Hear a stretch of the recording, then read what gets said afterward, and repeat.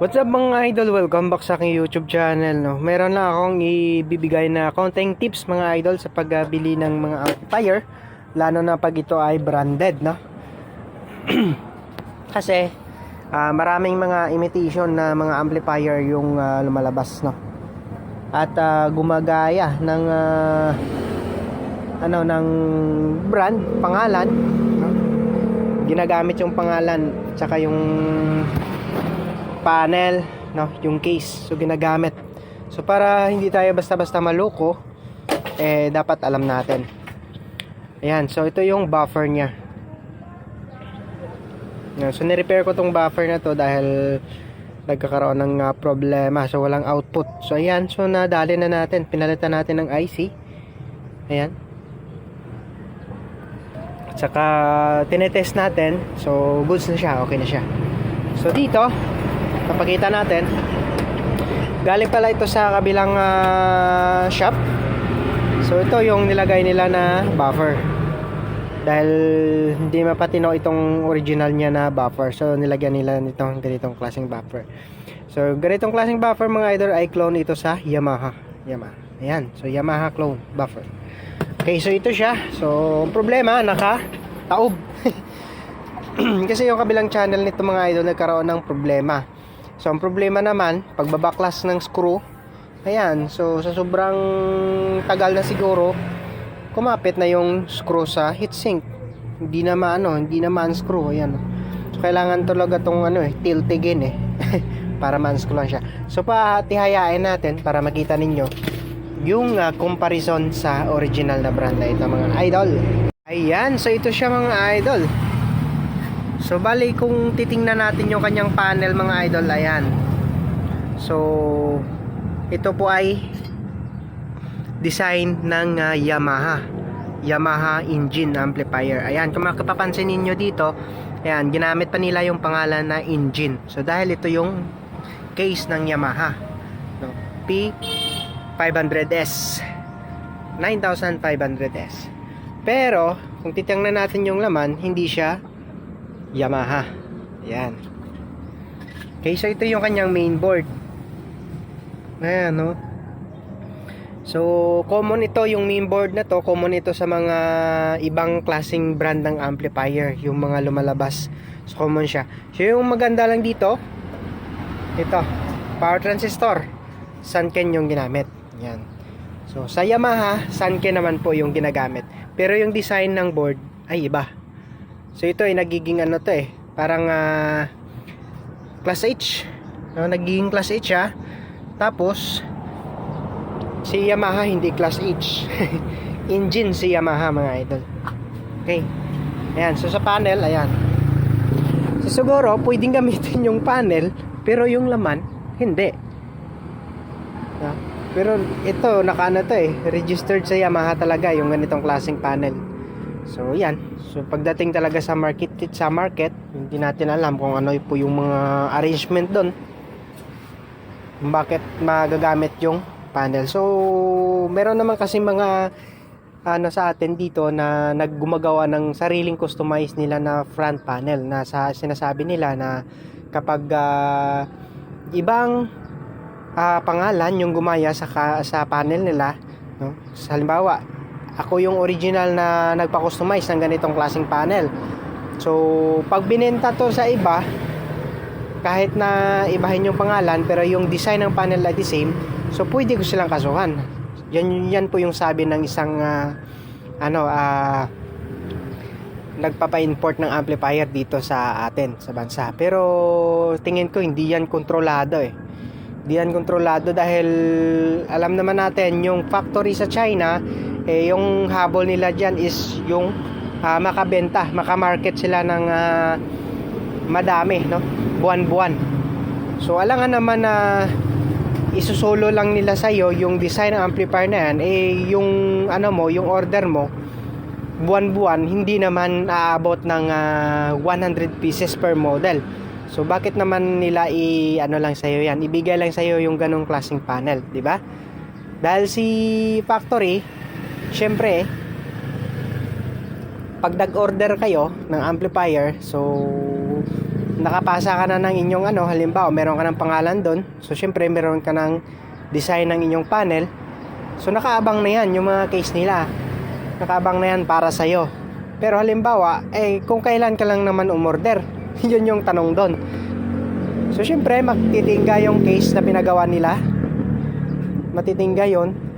So syempre alam naman natin sa marketing dapat gagalaw yung pinuhunan mo dyan. So ganun po yung natin sa factory in China. So hindi talaga kontrolado. Pero dito sila siguro nagko-control sa mainboard, dahil lahat naman ng mga Yamaha engine ay engine talaga yung ginagamit niyan. Hindi sila gumagamit ng ibang design. So sa tingin natin maraming lumalabas dito ng mga amplifier, pero na mga class TD amplifier, pero wala parang lumabas na katulad sa ginagamit na design ng Yamaha. So doon siguro nagkakaroon ng control. So pag pinalabas nila, pinangalanan nila ng ibang brand pero yung design ay same sa Yamaha, doon na siguro nagkakaroon ng pwede silang mag-file ng case, no, against sa factory, dahil pinalabas nila yung design mismo ng Yamaha. Alright, so ito po mga idol yung original design ng Yamaha. Ayan. So meron talaga ditong mga core dyan. Ayan. Mga chopper cores. So ito, luma na to. Old model na to ng Yamaha mga idol. Tsaka si Yamaha, hindi sila masyadong gumagamit ng mga malalaking transformer. Bakit? Dahil dito. Okay? Ito na po yung dalawang cores yung bahala mag-boost up ng current sa kailangan ng mga output ng kanyang dyan, yung mga power outputs natin. So ito na pong bahala magbigay ng mataas na current. At saka ito po yung mainboard nya, nakahiwalay. So depende sa model. Merong mga model na isang mainboard, nandun na po yung main amp. So ito, old model kasi to. At saka ito yung ginagamit dati, no, ng mga naka-DIYers na kino-clone nila. Ayan. So si Yamaha mga idol, hindi basta-basta yung presyo. Medyo mahal si Yamaha. Kahit mga 900 watts, no, 500 watts lang yan, pero mahal. So bakit? Dahil sa kanila mga materials na ginagamit. So bihira to, bihira hanapin to yung mga materials na ganito mga idol. Yan, kung mapapansin niyo yung mga value, yan, A1371. So medyo mahirap hanapin yan. Kahit sa mga mylar capacitor, ayan, no? So hindi po yan mylar capacitor, yan po yung ginagamit nila na o tinatawag na mga capacitor na silver mica. Yan, ito yung mga parang dulce. Tapos ito pa, pagdating sa kanyang OP amp mga idol, wala kang mahahanap dito. Yan, so Mitsubishi made 5238. So wala kang mahanap dito niyan mga idol. Pero ka man siguro mahanap yun, mga lang yun, mga second hand. So hindi brand new. So yun po yung problema sa Yamaha. Kahit po sa mga MOSFET na ginagamit nila, medyo mahirap hanapin. As in talaga wala kang mahahanap. Maliban na lang doon sa pero yung believe ako sa sa design ng Yamaha, dahil ito lumang-luma na to, ilang na to siguro, ilang years na to, pero buhay pa rin. Buhay pa rin siya. Yung mga power outputs, walang sira. Mga transistor, dito differential, walang sira. Yung problema lang, sa sobrang tagal, dito. So dahil naka-connector, so syempre, sobrang tagal na, nagkakaroon na ng corrosion, so nagkakaproblema na sa contact. So dahil ito nga, yung kanyang differential ay nakaseparate doon sa kanyang mainboard, so dito rin nagkakaroon ng problema.